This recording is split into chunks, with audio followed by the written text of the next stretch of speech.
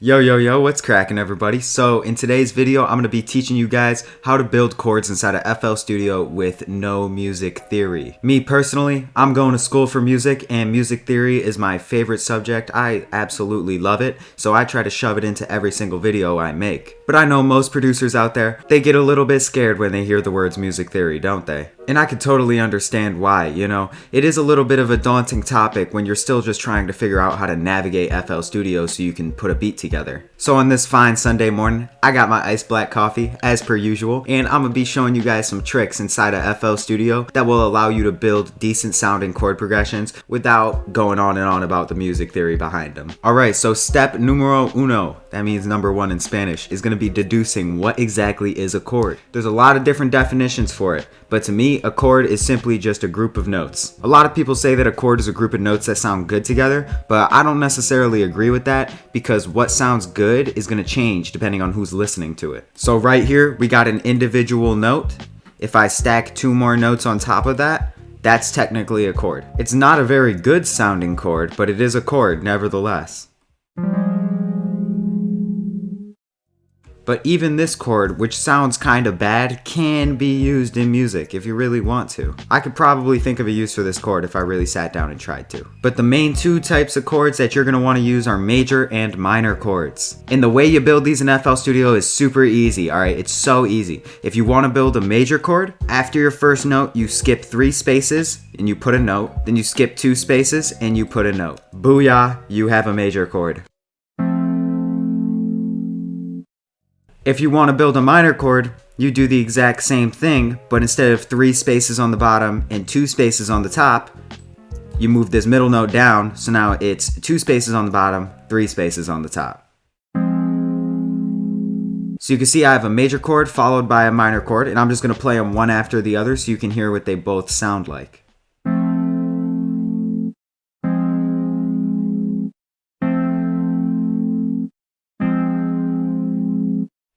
You may notice the major chord sounds a little bit happier and the minor chord sounds a little bit darker and more eerie. So that's how you build the chord. So now we can't just play one chord the whole song, can we? Well, I mean, I guess technically we can if we wanted to, but that's really boring, so we're not going to do that. So now you got to decide what other chords are you going to make to go along with this first chord. And there is a pretty easy way to do this without knowing anything about music theory. Basically, you want to just make chords that share at least one note with each other. And that doesn't work all the time. You're going to have to kind of use your ears to figure it out, but generally that's a good rule of thumb. Like for example, if this chord has an F, an A, and a C in it, my next chord might have an A and a C in it. And now because we have these 2 spaces on the bottom, that means we need 3 spaces on the top, which means it's going to have an A, a C, and an E.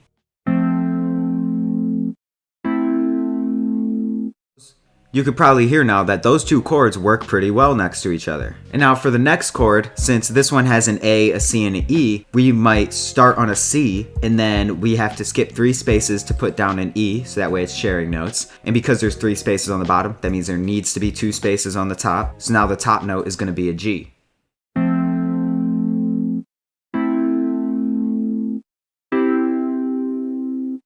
So that little strategy right there already built 3/4 of this chord progression. Now for the last chord, we might have to switch up the strategy a little bit. And this is where using your ears is going to become pretty important.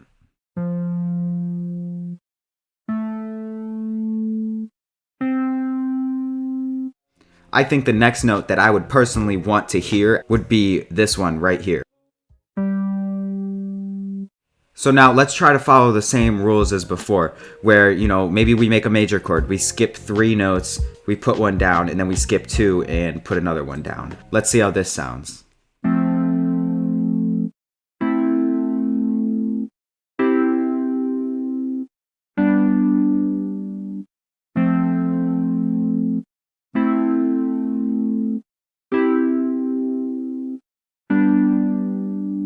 That's not too shabby, is it? I think that sounds pretty decent. Now, what if we try to experiment a little bit? What if we turn this last chord into a minor chord and see how that sounds? So all we're going to do is just move the middle note down. Now we have 2 spaces on the bottom, 3 on the top, and let's give this a listen real quick.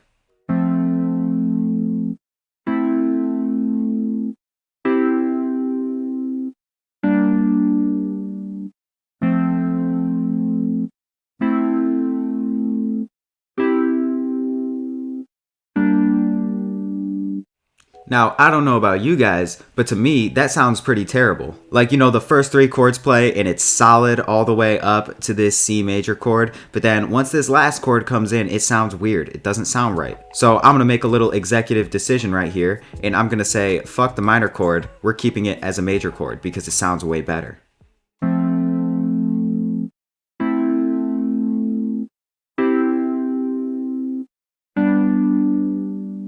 And now another extra little tip I want to throw at you guys is going to be inverted chords. What an inverted chord is it's when you take these notes in the chord and you just scramble them up. And a really easy way to do this inside of FL Studio would be highlighting a certain note, and then you want to hold Control, and then you want to press the up arrow key or the down arrow key. And this is going to allow you to move the note up or down an octave. And an octave is just when a certain note repeats itself on the keyboard, either at a higher pitch or at a lower pitch. So I'm going to select this G5 and I'm going to use the Control down arrow key shortcut to move it down an octave. And I'm going to go to the second chord right here and I'm going to select the E and I'm going to do the exact same thing. Let's take a listen to what this sounds like.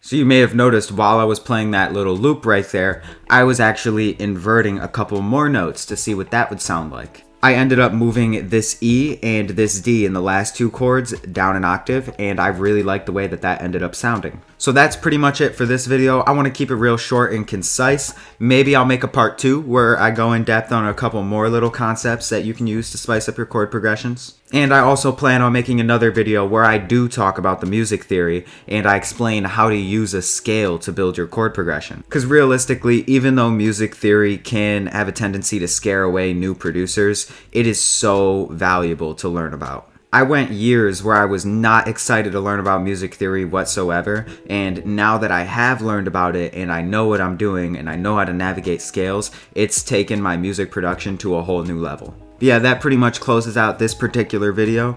And real quick, I just want to mention that we are almost at 200 subscribers. You guys are freaking crazy. I appreciate all the support. So yeah, hopefully you learned something. Leave a like if you would like, and I will catch you next time, fool.